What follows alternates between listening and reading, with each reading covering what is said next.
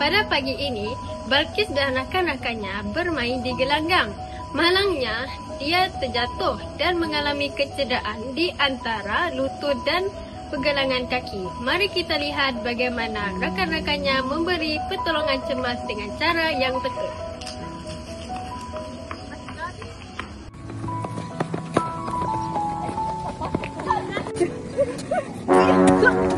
Aduh, kaki aku sakit. Aku rasa kaki aku patah lah. Balkis!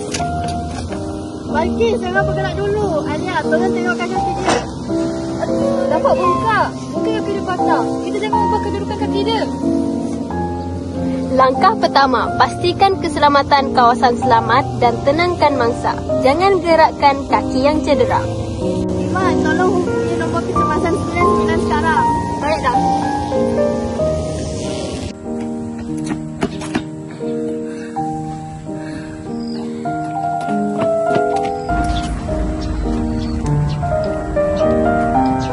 Selamat pagi, saya ingin melaporkan kemalangan di SMK.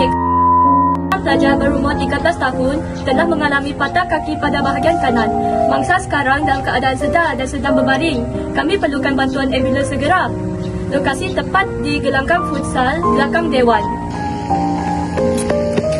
Sarah, kita kena imobilisasikan kaki Balkis supaya dia tidak bergerak. Kita mesti gunakan randu. Baik, saya akan mengambil peti kecemasan sekarang. Langkah 2, mengambil peti kecemasan.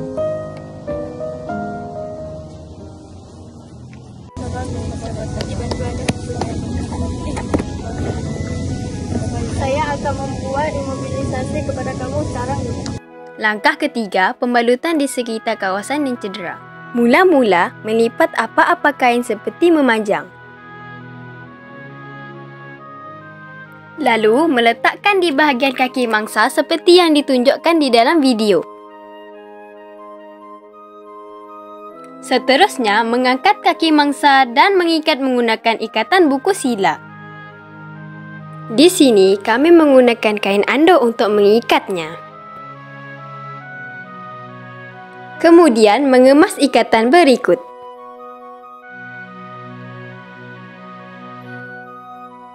Kita haruslah mengangkat kaki mangsa dengan perlahan-lahan.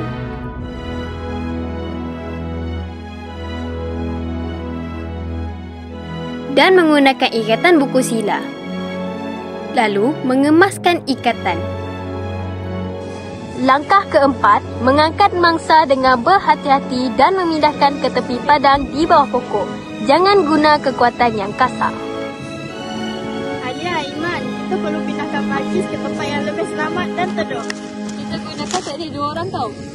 Aku angkat bahagian kiri, kau angkat bahagian kanan tau. Baiklah Balkis, kami akan angkat perlahan-lahan ya.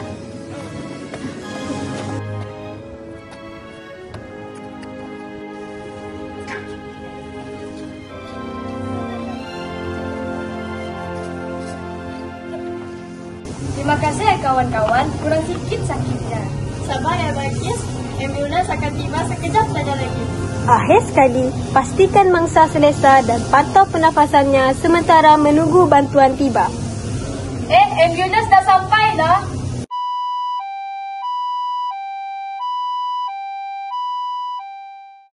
Balkis, jangan bergerak dulu. Alia, tolong tengok tahap. Tak apa-apa. Jangan guna kekuatan yang kasar. Balkis!